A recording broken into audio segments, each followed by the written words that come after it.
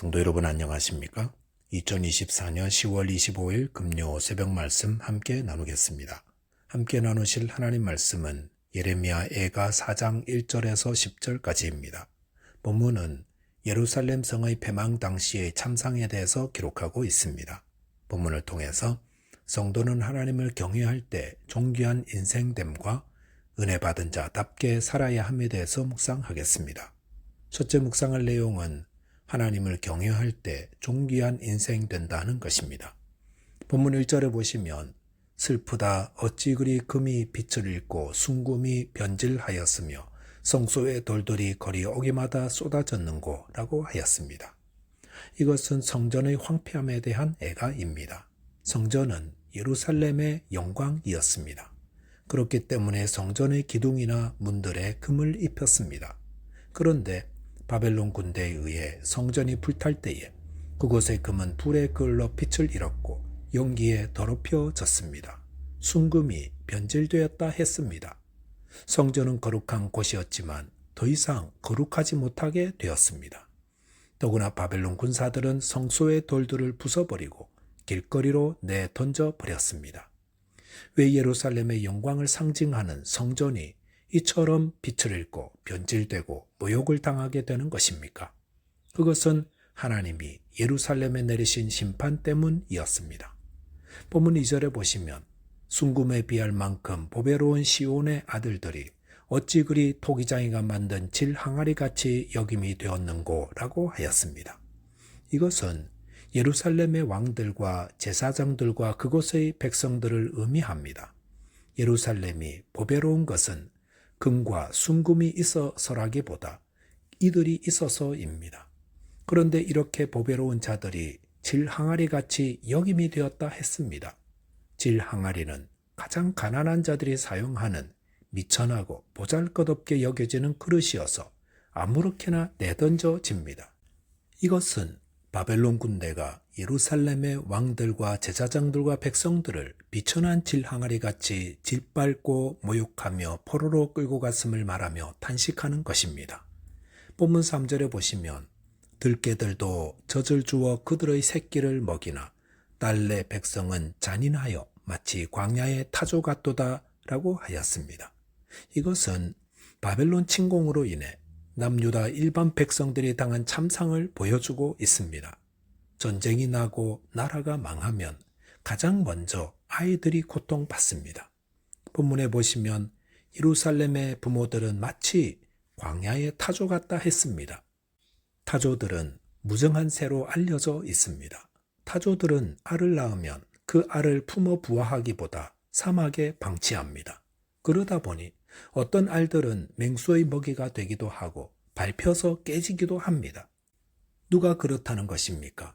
내 백성 유다 백성이 그렇다는 것입니다. 4절에 보시면 젖먹이가 목말라서 혀가 입천장에 붙으며 어린아이들이 떡을 구하나 떼어줄 사람이 없도다라고 하였습니다.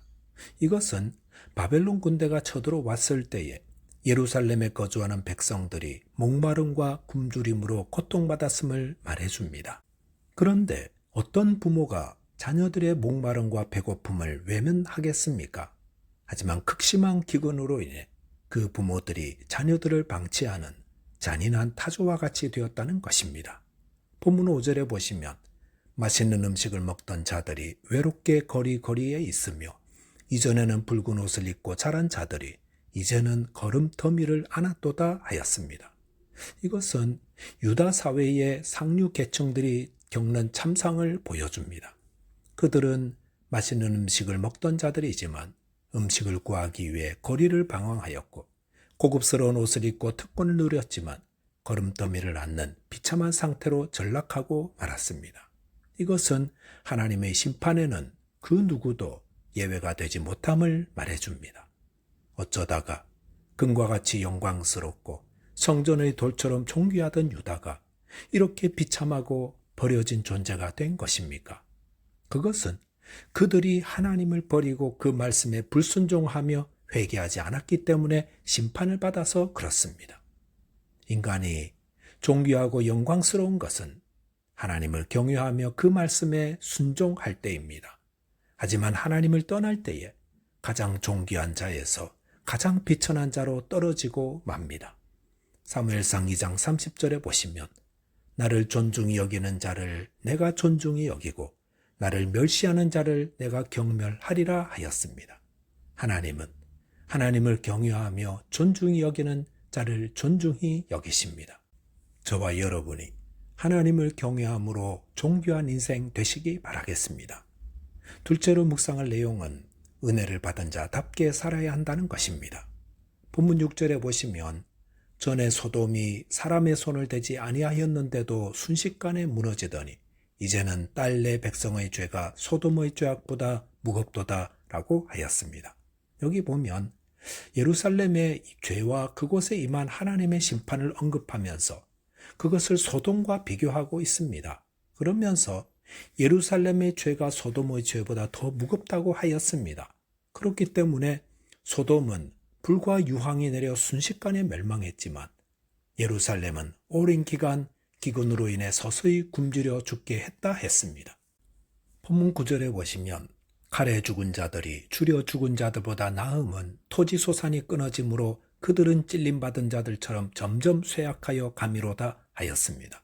칼에 죽거나 불의 유황에 다 죽는 것도 고통스럽지만 그래도 그런 죽음은 오래 고통받지 않습니다. 하지만 기근으로 창고가 비고 토지 소산도 끊어져 굶주림으로 서서히 죽어가는 것은 더욱 고통스럽습니다. 본문 10절 보시면 딸내 백성이 멸망할 때에 자비로운 부녀들이 자기들의 손으로 자기들의 자녀들을 삶아 먹었도다 하였습니다. 예루살렘 백성들이 기근으로 죽어갈 때 그곳의 부녀들은 자기들의 손으로 자기들의 자녀들을 삶아 먹었다 했습니다. 하나님의 심판을 받아 멸망케 된 예루살렘에서는 엄마들이 자기 자녀를 삶아 먹는 그런 상황이 전개되었습니다. 그런데 자기 자녀들을 잡아먹는 부녀들을 자비로운 부녀라고 하였습니다. 평소에는 사람 좋고 너그럽다고 존경받던 부녀들이었는데 그런 자들이 자기 자녀를 잡아먹는다는 것은 그만큼 예루살렘의 죄가 커서 그 받는 심판이 중했음을 보여줍니다. 그렇다면 왜 예루살렘의 죄가 소돔의 죄보다 더 무거운 것입니까? 그것은 소돔은 예루살렘과 같이 하나님의 말씀을 듣지도 못했고 선지자들의 보냄을 받는 그런 은혜를 받지 못했기 때문입니다. 하지만 예루살렘은 하나님께서 보낸 여러 선지자들이 와서 그들의 우상 숭배와 죄로부터 돌아오라는 말씀을 계속해서 듣는 은혜를 받았던 것입니다. 그런데도 그들은 그 은혜를 무시하고 하나님 말씀을 듣지 않았다가 자녀를 잡아먹는 비참한 심판을 당했던 것입니다. 마태복음 11장 20절 21절에 보시면 예수께서 권능을 가장 많이 행하신 고을들이 회개하지 아니하므로 그때에 책망하시되 화 있을진저 고라시나 화 있을진저 벳세다야 너희에게 행한 모든 권능을 두로와 시돈에서 행하였더라면 그들이 벌써 베옷을 입고 제에 앉아 회개하였으리라 하였습니다. 예수님이 왜 고라신과 벳세다를 향해 책망하셨습니까? 그것은 예수님이 그 고을들의 많은 권능을 행하셨지만 이들이 회개하지 않았기 때문이었습니다. 예수님은 왜 고라신과 벳세다의 다른 고을들보다 더 많은 권능을 행하신 것입니까? 그것은 그들이 더 뛰어나거나 훌륭해서가 아니라 그들로 회개케 하기 위해서였습니다. 그 기적들을 보고 하나님이 살아계시구나. 우리가 이렇게 살아서는 안 되겠구나. 깨닫고 회개하며 돌아서게 하기 위함이었다는 것입니다. 이 말씀 묵상하면서 들었던 생각은 하나님이 내게 많은 은혜를 베푸시는 데는 다 이유가 있다는 것입니다. 그것은 이를 통해 하나님 앞에서 나 자신을 돌아보며 회개함으로 하나님의 뜻에 순종하는 자로 살게 하기 위함이라는 것입니다. 성도 여러분, 나는 하나님의 많은 은혜를 받았습니다 라고 고백하신다면 자신이 그 은혜에 합당한 삶을 살고 있는지 돌아보시기 바랍니다. 왜 하나님이 내게 그 많은 은혜를 베푸셨겠습니까? 아무 이유 없이 은혜를 주시는 것이 아닙니다. 왜 예수님이 고라신과 벳세다의 다른 고을들보다 더 많은 권능을 베푸셨습니까? 그것은 회개하기 위해서라 하셨습니다. 왜 하나님이 예루살렘에 그 많은 선지자들을 보내어 하나님의 말씀을 선포하는 은혜를 주신 것입니까? 그것 역시 그들로 회개케 하기 위함이었습니다.